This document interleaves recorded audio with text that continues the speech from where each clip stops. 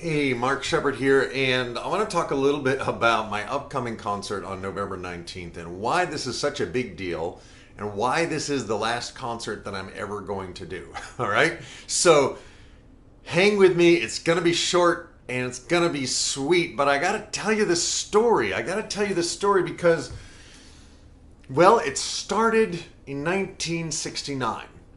It was a Saturday evening. I think it was in the fall. It might have been in November, but it could have been in the spring. But that doesn't matter. What matters is that my family, my mom, my dad, my sister, and I piled into our station wagon and we drove to a local high school or middle school. I think it might have been Fox Lane in the neighboring town. I grew up in Yorktown Heights in northern Westchester County in New York State. And this was another town over. And at the time, there was a lot of controversy. The Vietnam War was going on. There was, an increasing awareness of how we were destroying the environment. And this crazy folk singer named Pete Seeger was going around singing, and he was doing concerts. And people would show up to his concerts, and they would sing. Pete would sing too, but the entire audience would sing, and he would give different parts out to the audience. The women would sing one part, the basses would sing another part, the tenors would sing another part, the women, the sopranos, the altos. He would have different parts, and then on top of what the audience was doing, he would sing a descant or a harmony, and it was beautiful. And as an 8-year-old boy who just sports wasn't my thing, and I just was having a hard time in school. I was being bullied a lot, and going to this concert changed my life. This man got people to sing, and he was all about changing the world. He wasn't just about entertainment. He was about transformation, and he had been very active in the civil rights movement. He had co-written a song called "We Shall Overcome." He'd written a song, "Turn, Turn, Turn." He had done a lot of amazing things in his life through his music. He had made a difference in the world through his music, and he had this crazy idea that he could build a replica of a Hudson River sloop, and he called it the Clearwater, and that boat could somehow help to clean up the Hudson River. And I was deeply impressed that this was not just music. This was something deeper, something bigger. And I wanted to do that too, right? And I went home and I remember I didn't know how to play the guitar, but I wanted to learn. And my sister and I would sing along with his album, Pete Seeger's Greatest Hits, and also Peter, Paul, and Mary's music and albums. And we were exposed to a guy by the name of Bob Dylan who wrote a lot of their songs. And something happened in me that made me want to be a songwriter, but not just a songwriter who sits in a room with a piano and sends his music out into the world for other people to sing. I wanted to sing my own songs, and I want other people to sing my own songs, to sing my songs. And that has fueled me. And about 1976, I was about 15 or 16. The songs that I had started writing in middle school when I started to learn to play the guitar started getting good. I mean, they started getting to the point where people were like, oh my God, like, how is a 16-year-old singing these songs or writing these songs? And I thought it would be relatively straightforward to get known for doing this weird thing that I do, writing songs. And I didn't have a clue how to do it, and I was very thin-skinned. I was highly sensitive, which helps with the writing of the songs, but it doesn't help with the getting the songs out. So what essentially happened is I went to college, and people made a kind of a fuss over me there because my songs were good. And so I left college and went to Greenwich Village, where no one made a fuss over me, and I had no clue how to get my music out into a world where people would listen. It just seemed nobody wanted to listen to new songs. They all wanted to hear the songs they already knew. And I know that was a limiting belief on my part. However, over the years, I have done so many different things to try to get my music out into the world, and each of them has basically yielded me a lot of what we call learning opportunities. And so the last 5.5 years, I have kind of been hiding in a wonderful community called Unity Church of Albany. And I stayed there because people seem to really appreciate my music. And I stayed because I thought that somehow I could do my music there and be happy. And I was happy. The thing is, though, that the spirit or whatever it is that's driving me had other ideas. And I've been kind of pushed out into the world to use my music and my message, my storytelling, my NLP, my hypnosis in lots of different ways. And one of them is doing assemblies for elementary and middle and high schools about bullying prevention, and also creating new programs that are about what's going right in the world, people who are making a difference. And all of this is coming together, and it takes an inordinate amount of time. So before I got all swept up in that, I wanted to have a concert. I wanted to have one last concert in Albany where I invited some of the musicians who meant so much to me here in Albany. Roger Mock, Pete Furlong, Sarah Puig, and others. And some of the musicians who have literally just kind of come into my life in the last year or so. Joy Adler and Brian Melick, who is an amazing percussionist, and Joy Adler is an amazing vocalist and a healer. And Brian Melick and I have crossed paths for the last 20 years. I mean, we've known each other off and on, met at different musician kinds of things. And we had a chance this past year to play several times, and he's just one of the tastiest percussionists in the world. I am convinced he is just an amazing talent. And I wanted to play more with him. And then my friend Joe Monona, who you've heard his music because he does my arranging. I go into his recording studio and he plays 50 different instruments, and he plays them all virtuosely, just amazingly. And I wanted to have an evening where Joe and I could actually perform together. We've never performed together. We've just worked in the studio. And then there's Gene Moore, who since 1982 has been one of my musical mentors. He's an amazing world-class electric guitar player.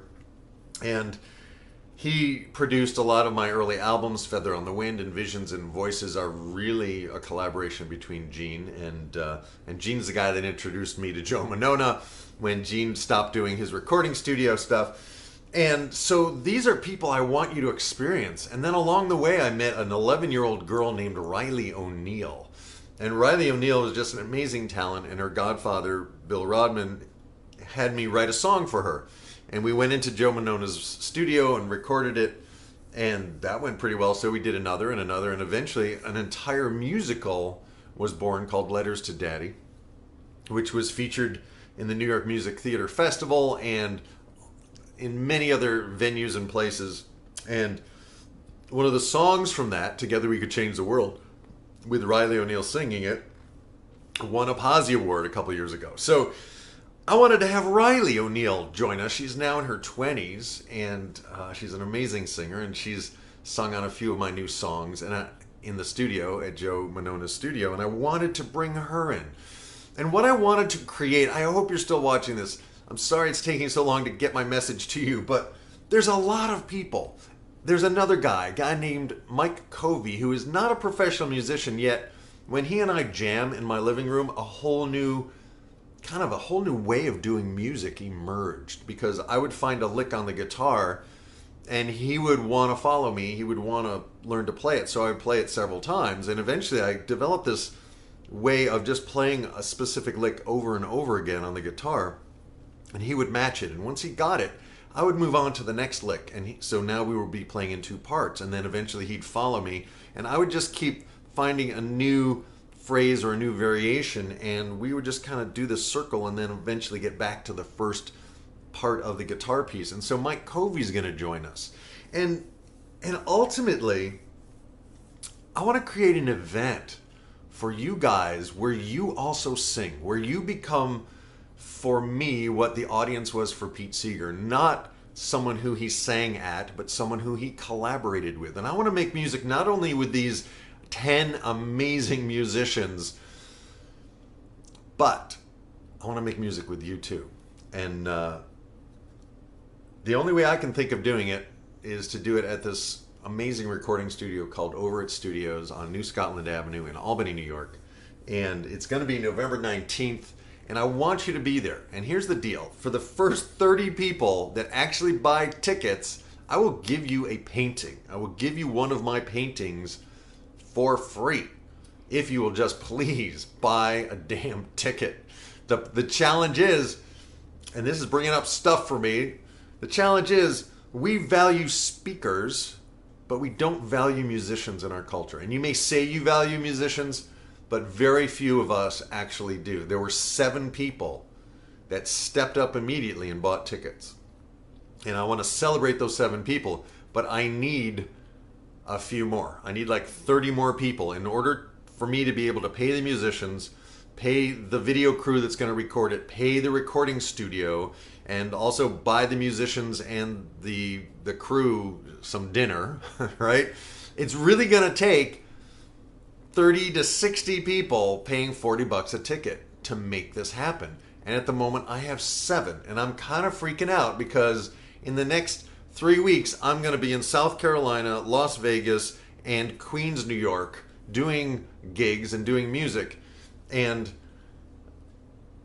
I've committed to paying these musicians. This is like a leap of faith for me, and I don't have the money to do it, you know? And a friend of mine, Leslie Thornton, said, Mark, you know, I first heard the ticket was $40 and I kind of had a little sticker shock. And that's a natural reaction to the fact that we don't value music in our culture and the fact that I'm not famous, right? If Kim Kardashian, who has no talent whatsoever, no ability, I don't know if the woman can even read, shows up, she gets $50,000 for just showing up at a nightclub, right? To do nothing but show up, right?